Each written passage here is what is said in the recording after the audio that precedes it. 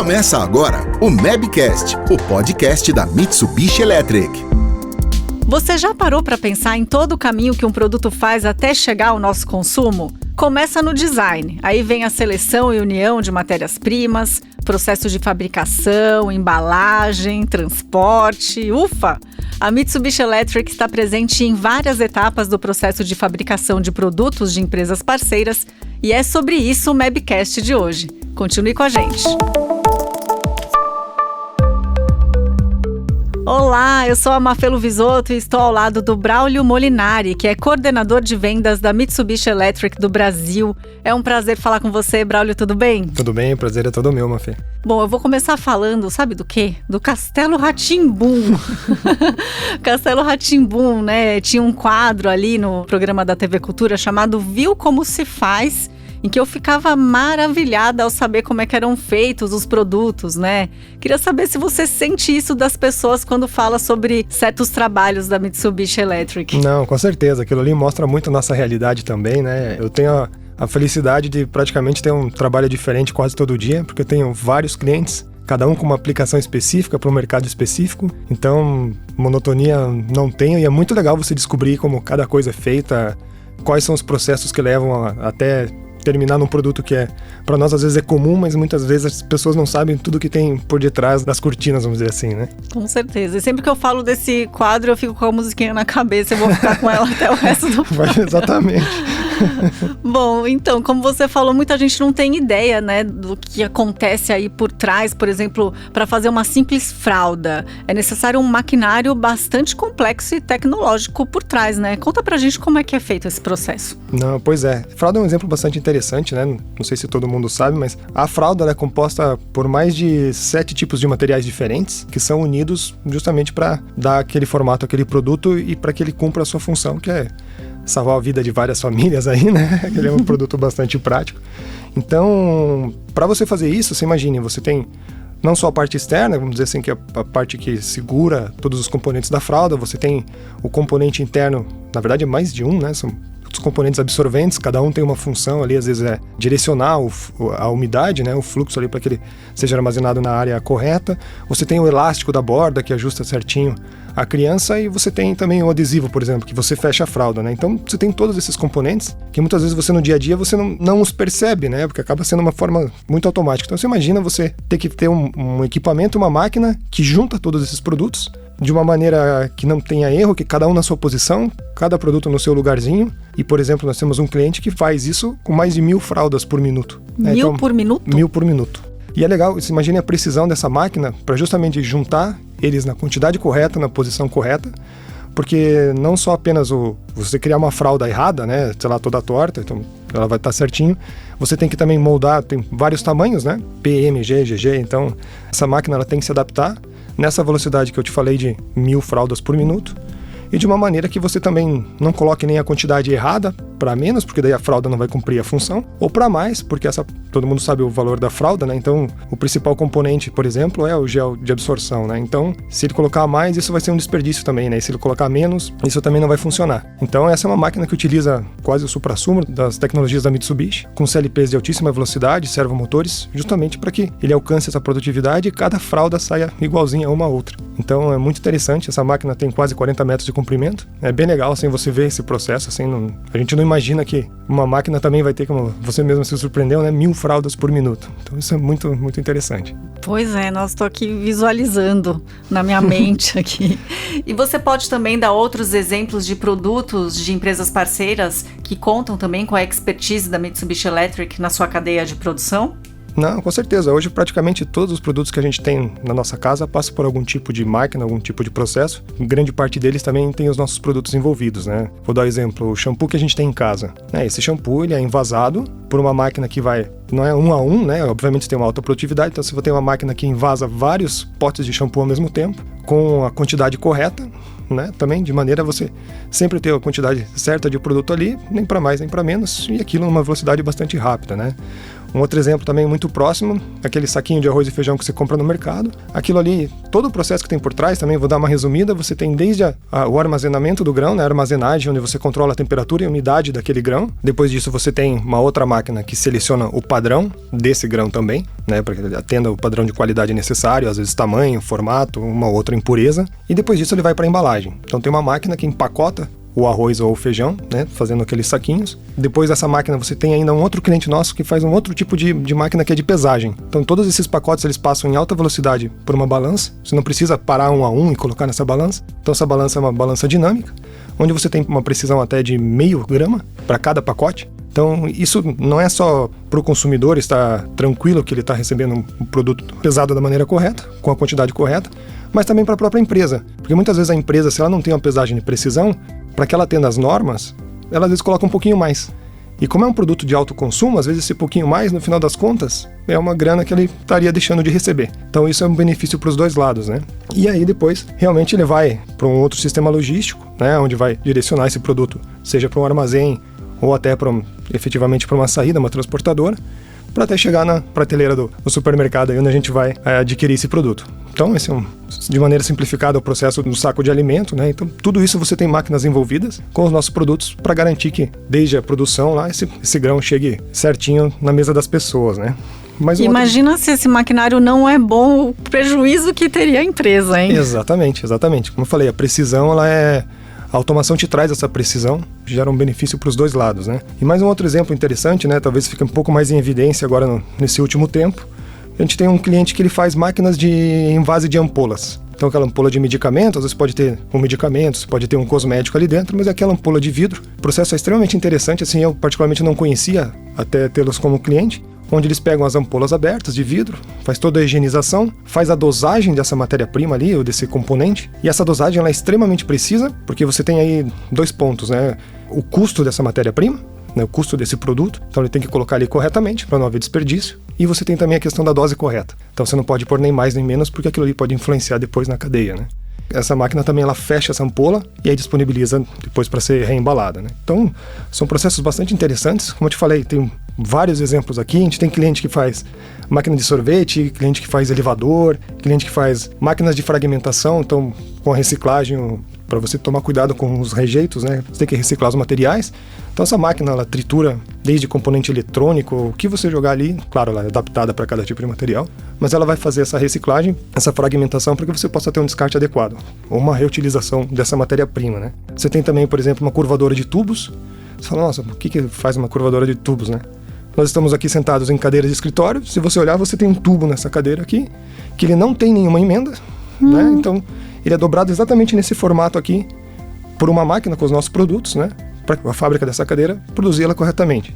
Então, são infinitos exemplos aí, né? Então, é bem interessante. Muito bom. E em que etapas a Mitsubishi Electric costuma atuar? Pelo que você disse, é toda a parte ali de fabricação mesmo de um produto? Ou vem de antes e vai para depois também? A gente atua em todas as fases, né? Claro, às vezes fica mais evidente quando você vê o nosso produto na máquina, né? Mas antes disso teve todo um processo.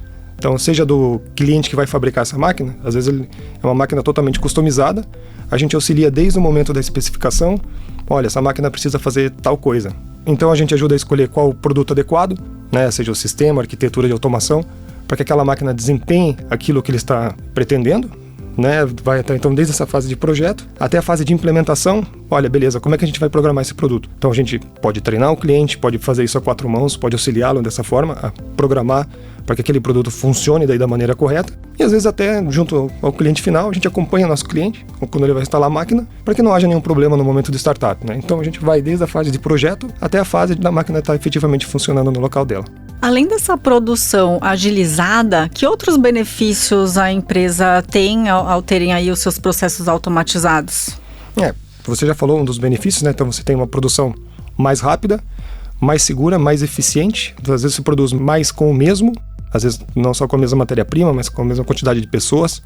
E padronização. Com certeza você vai ter o teu produto saindo sempre da mesma forma, né? Isso ajuda bastante em questão de qualidade. Já falei do uso de matérias-primas, né? Acho que a gente vai dar mais exemplos aqui, mas às vezes você não consegue, por uma limitação física, expandir a sua operação. Então você automatizando, muitas vezes você traz esse aumento de produtividade com a mesma quantidade de recursos que você tem, né? Seja recurso de espaço, recurso de pessoas. Então a automação ela também te traz esse benefício de você fazer mais com o mesmo, assim, vamos dizer assim, né?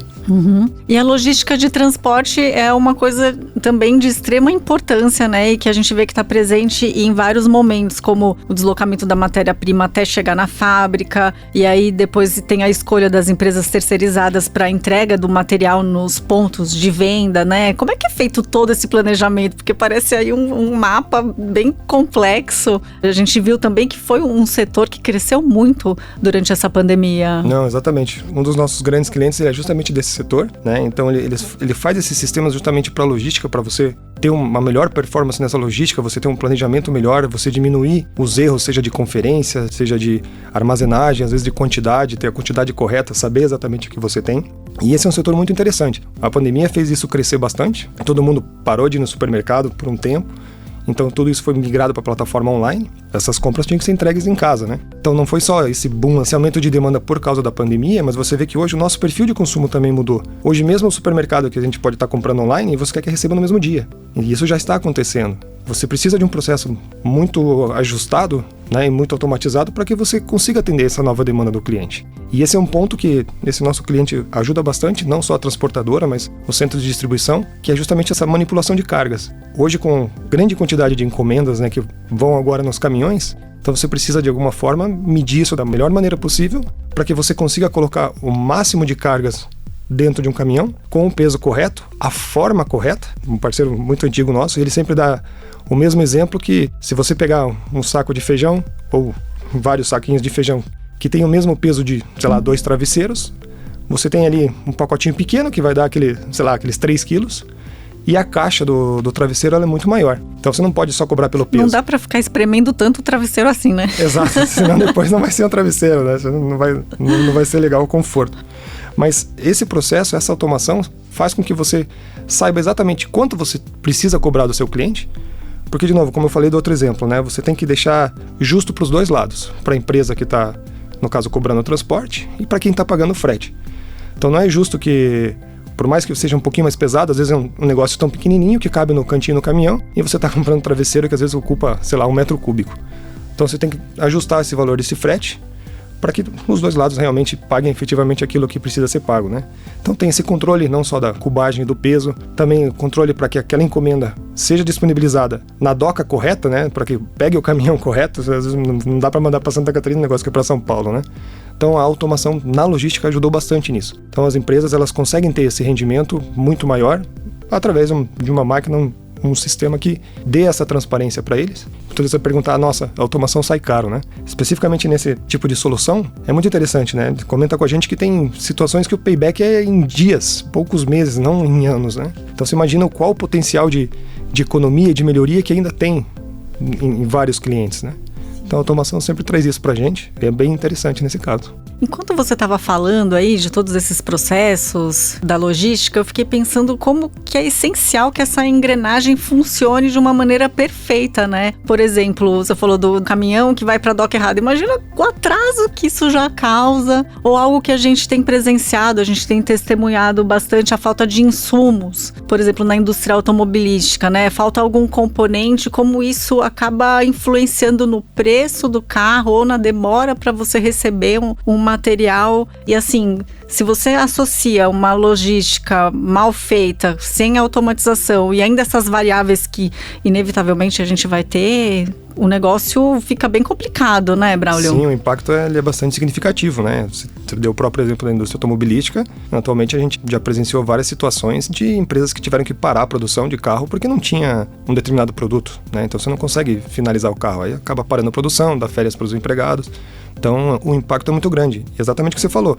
São empresas que normalmente já têm um grau de automação muito alto. Então se imagina para aquelas outras empresas que não têm essa preparação, não estavam esperando dessa forma, o impacto adicional que isso dá, né? Se bem planejadinho já teve esse impacto, imagine em outro tipo de situação, né? E esse realmente é um problema que acaba afetando todo mundo, não? Porque você tem falta de insumo não só para a parte automobilística, nós chegamos a ter alguns problemas com remédios e tudo mais, claro, não só pelo pico da demanda da pandemia, mas mesmo assim, você não está conseguindo vencer também aumento de consumo. Então são coisas que realmente impactam bastante o nosso dia a dia, mas que às vezes com a automação automação ela tende a minimizar esses impactos, né? Porque você já tem esse planejamento, já sabe mais ou menos o que pode acontecer, ou você tem uma flexibilidade.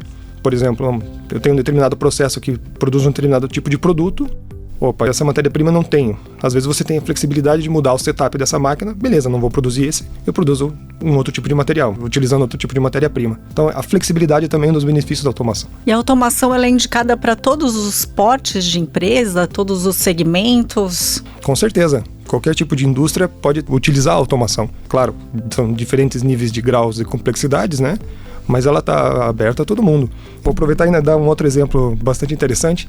A gente tem um cliente nosso que faz sistema de irrigação. O que acontece? Você pensa, bom, como é que funciona uma plantação, né? Você imagina, tem alguém borrifando água ou só com a chuva, né? Então, o sistema dele é muito complexo.